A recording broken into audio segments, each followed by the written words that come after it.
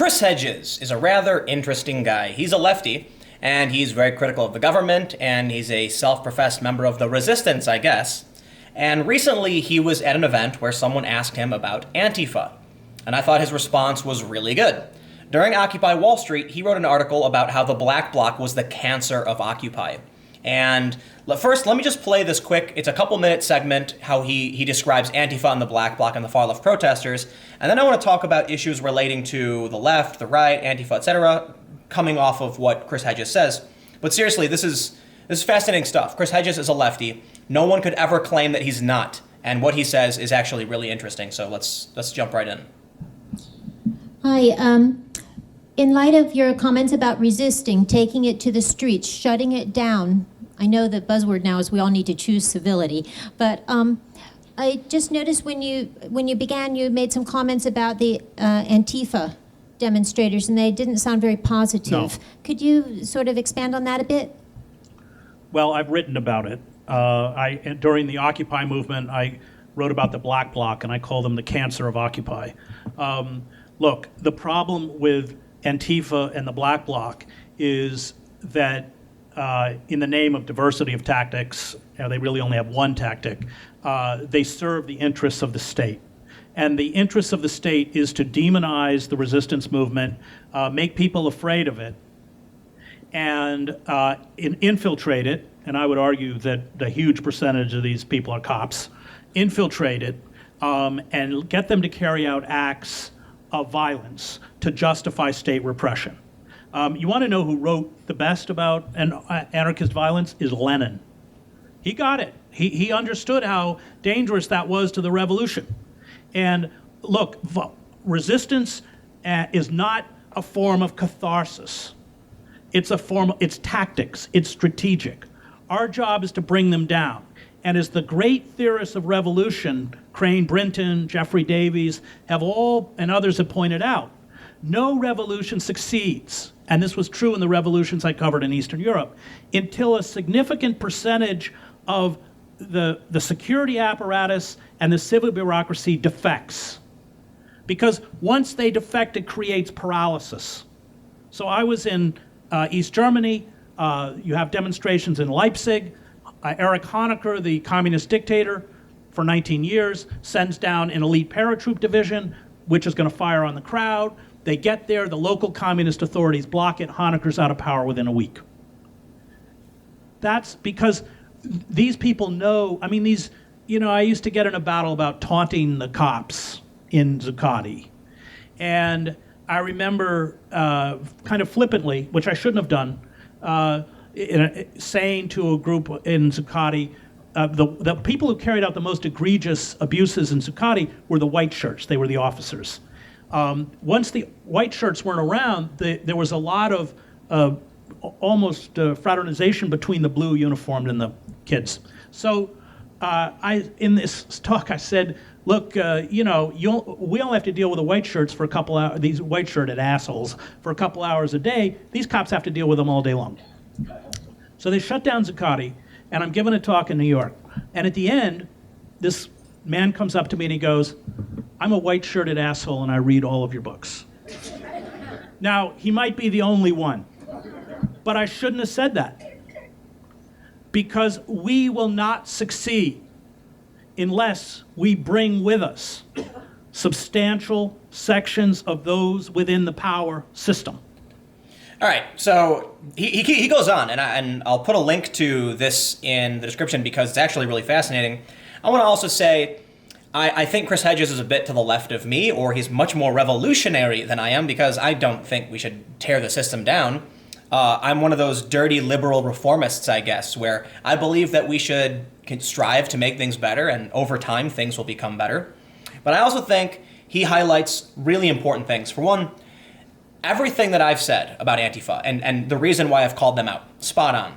When they show up in Portland and bash someone over the head with a bike lock, or I'm sorry, in Portland it was a club, this was a guy who voted for Hillary Clinton. It's a guy who supported Bernie Sanders, and when Sanders didn't win, he voted Clinton. He is a progressive dude, and he wanted to show his American flag. He wanted to show his pride in his country and how he believes we can make the world a better place and stand up to those, that we think are the bad guys. Whether or not they're actually the bad guys is it's beside the point. The point is, this is a guy who was an American who believed in protest, and Antifa, some guy, clubbed him over the back of the head. And what does that do?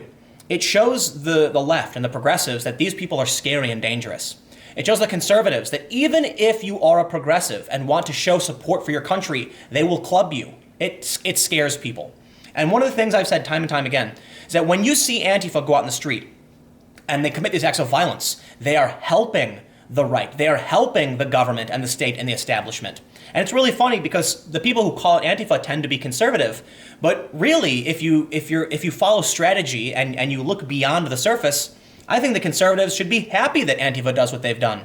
Cernovich told me in Berkeley at that big event they were doing, he said straight up, we're here to rustle up the Antifa people so they act a fool and give us press. He said that on camera. He's like, I'm not going to lie, that's exactly what we're doing.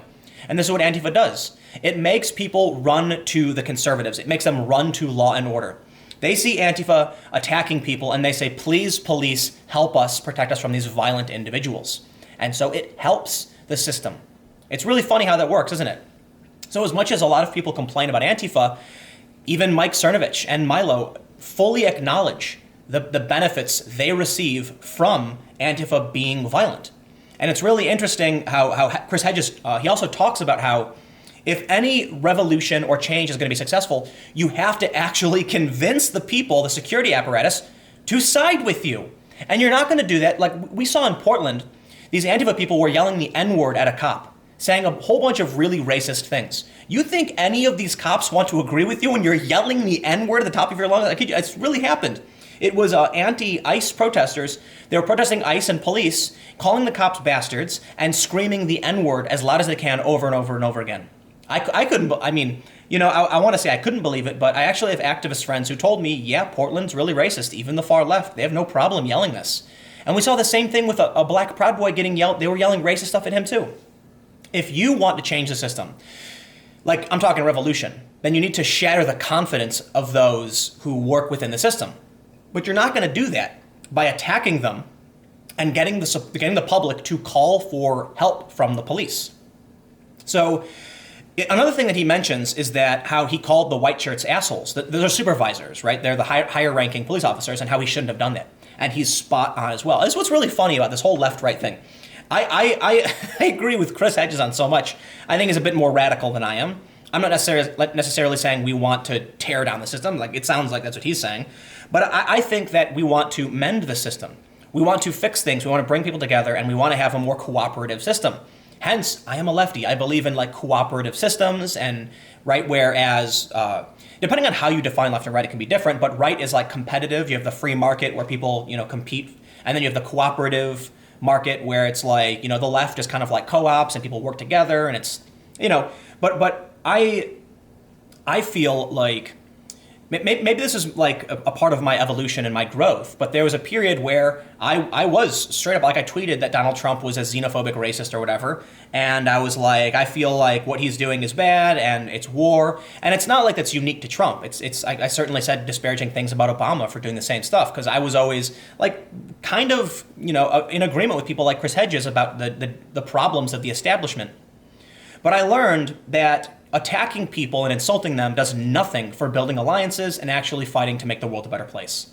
And so I realized with the left and the right, there's something interesting.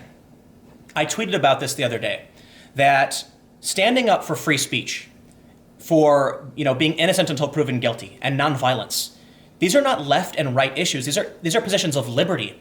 And I get criticism from people saying that I'm defending conservatives. They call my videos arguments in favor of certain things. Like, whoa, I made a video that said, is trans a trend? And I talked about the positions held by the trans community and by those who view trans as, rapid onset gender dysphoria as a trend. That was it. I didn't say one or the other was right. I actually said, hey, maybe they believe this for this reason and maybe this for this reason. It doesn't matter. Simply because I talked about it, I'm an other, I'm an enemy. And that's one of the biggest problems I have right now, is that you have people like Sargon of Akkad, like Chris Ray Gun, like, Bunty King, these people who are anti-SJWs but are leftists. Their politics are on the left, and they're being called alt-right and conservative. And it's because whatever this left is, the tribe that dominates, that Chris Hedges is calling out, they're authoritarians. Look, authoritarian can mean a bunch of different things, libertarian can mean a bunch of different things, but on the political spectrum, if you believe you have a right to impose your will on other people without their consent, you are authoritarian. You assert your authority over other people without their consent. If you are libertarian, you can be left libertarian or right libertarian. It means you believe in liberty. It means you respect the individual. You respect other people. It's fascinating that there are people who claim to be, whatever this tribal mainstream left is, has nothing to do with actual leftist values. They've co-opted the name. They're calling themselves left, but they are authoritarian bigots. They are racist. They are just disastrous. It's like, if I'm going to come out and say Alex Jones shouldn't have been suspended, I don't care for Alex Jones's politics or what he's saying. I'm talking about the principle of liberty. And it's terrifying to me that most of the things I talk about are absolutely apolitical, unless I'm defending a principle in which we see people on the right and the anti-SJW left being, having their rights infringed upon. Anyway, the point I wanted to bring up with this, and I actually had some other stuff to show, but I guess I'm not going to get to it. I have the anarchism subreddit where people are saying Chris Hedges with bad takes and, stuff like that. But I wanted to bring up that Chris Hedges is calling out Antifa. Vox has called it Antifa, and I have called it Antifa. And yet because of that, people accuse me of being, a bootlicker or things like that. And it's fascinating.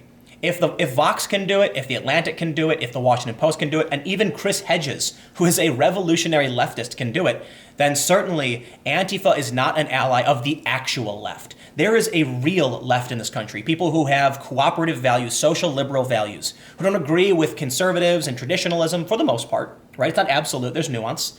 I find myself closer to Bernie Sanders in a lot of ways. I think he's a little too far to the left for me, but I view him as one of the best politicians we've had in a long time. Though unfortunately, I think he's a little weak, and that's what kind of bummed me out. But I believe in more of what he says than most politicians. But it doesn't matter. Simply because I'm going to call it the violence, like he has, like Noam Chomsky has, like Chris Hedges, Noam Chomsky, Bernie Sanders, calling out Antifa. Okay? End of story. Where is the mainstream left in this? If Chomsky, if Hedges, if these people can be heroes of the left and say, don't do this, yet for some reason the mainstream left supports it and gets behind it, we're not talking about left versus right. Because Chris Hedges is the left, okay? And if they're going to criticize him and say he's wrong for this, then what we're really talking about is the authoritarians versus the libertarians. And the libertarian spectrum has social liberals and social libertarians, as well as right libertarians, people who believe in freedom. And that's where I think we should differentiate between the the regressive left, the alt-right, because those tend to be more authoritative structures. Even Richard Spencer said on a stream he doesn't believe in free speech. That's the real difference. And it's funny because the regressive left and the alt-right don't like each other, but they're so similar in so many ways. Anyway, I've got more videos coming up. I don't want to rant too long on this. Stick around, and I'll see you in a few minutes.